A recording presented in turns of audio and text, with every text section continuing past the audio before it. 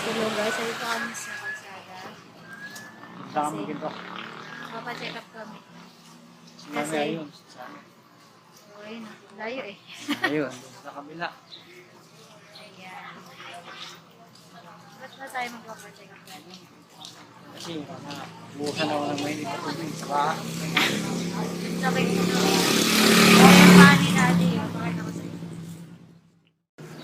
Ayan guys. Napasok.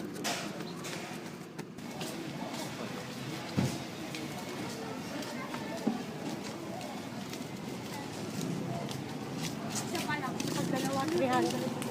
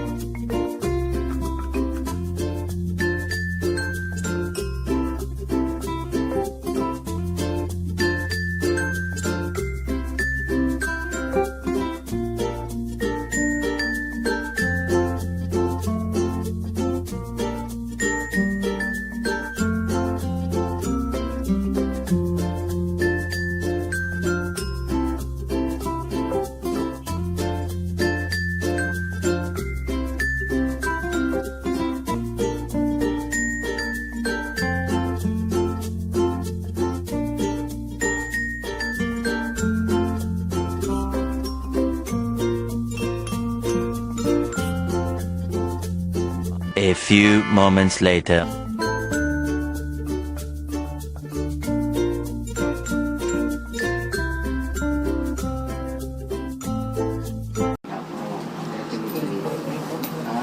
meron talaga siyang pangtapal na hindi siya tumidikit.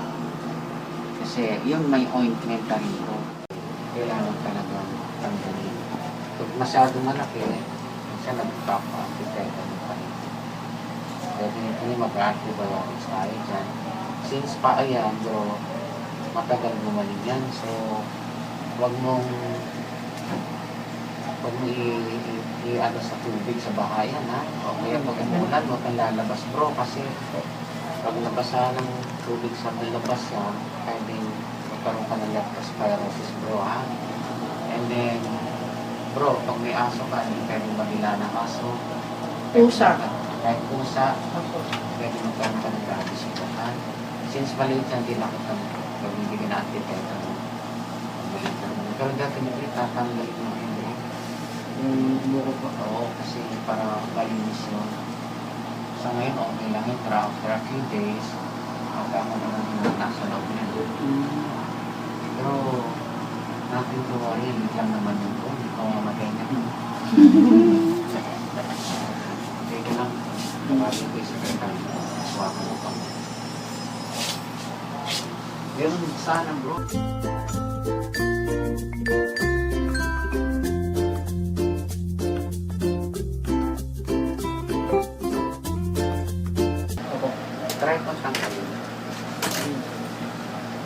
Meanwhile, Dito sila betadine, bro, ha? Bro, ito antibiotic mo, ha? Ang pinaka magandang first aid sa ganyang napaso, lalo na kaya sa bahay. Kaya mo lang, kung ano ilalagay lang. Kasi hindi mo may iwasan yung, ano yun, lumintog sa Tagalog, o stress. hindi mo maiwasan mag-ganon eh, mag-ano yung balat niya. So pag nang-ganon na, sigurado tatanggalin na lang. Huwag pa maglalagay na. Pero running water po pwede. Okay, na problema. Para ma-prevent lang po yung init. Pero huwag yung kung ano-ano lalagay. Dapat po, daling kaagad sa doktor. Lalo na pag malaki yung ano, yung kaso. Opo. Kailangan ko Magpapaantay tetano po. sobrang laki. Opo. Okay po. Yan po ang aming favorite na doktor. Ang aming mabait na doktor.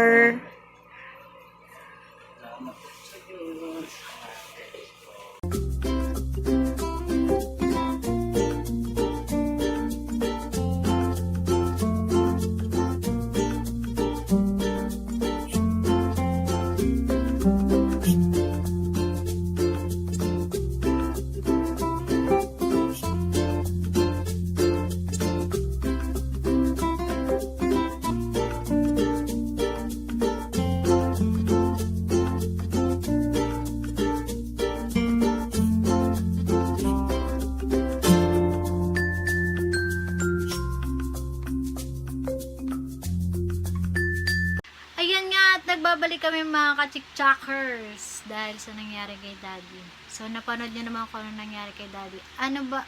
Shoutout sa bagong mic ni Daddy. Pinahawak niya sa akin eh. So, ano bang nangyari kay Daddy, Mami? Bale, ganito po yun. Aksidente niyang nabitawan yung pangpakulusanan ng tubig niya. Ano na yung Nang mic? madulas, sa paa niya nalagay imbis dun sa inumin niya.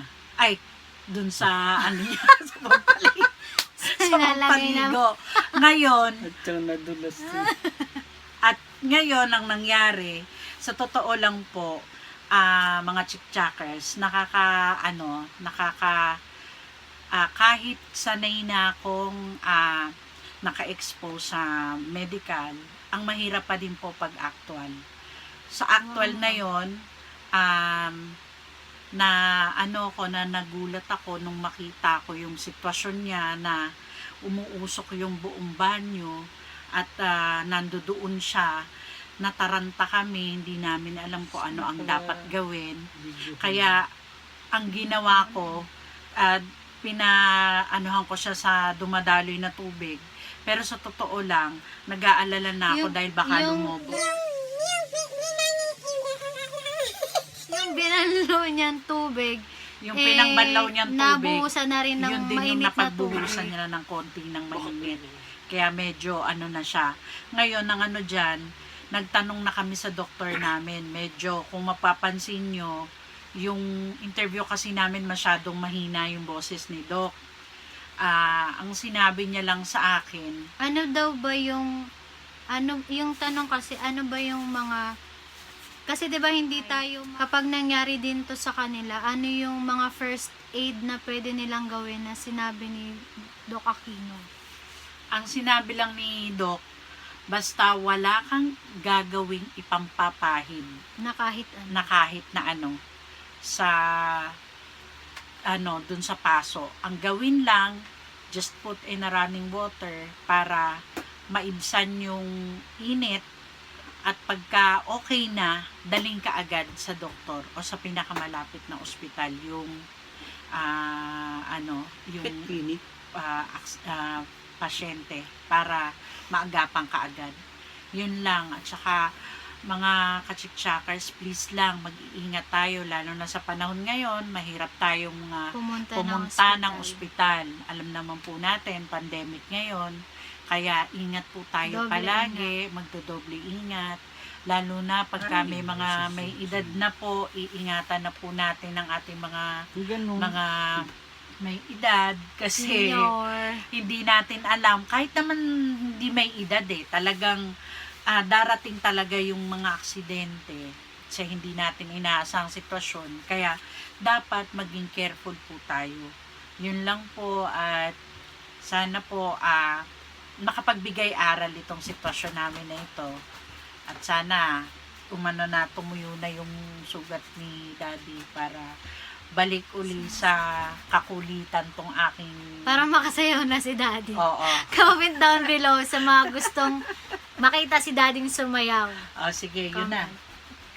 Okay. At dahil Guys, dyan, special thanks to Muriel Mahod ng Washington State, Engineer Roy and Ma'am Roslyn Aranas, and kay BFF Dr. Angelo Aquino.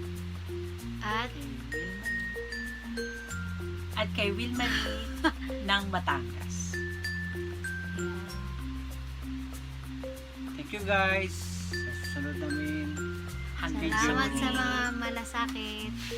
Hanggang sa muli po. Maraming salamat. At sa lahat na nag-subscribe sa atin po ng maraming. Sana po mag-subscribe pa po kayo at pakishare din po sa mga friends nyo. Please don't forget to subscribe, like, and Share and comment down below, and click the notification bell para ma-update ka sa aming videos. Hanggang sa muli! Bye!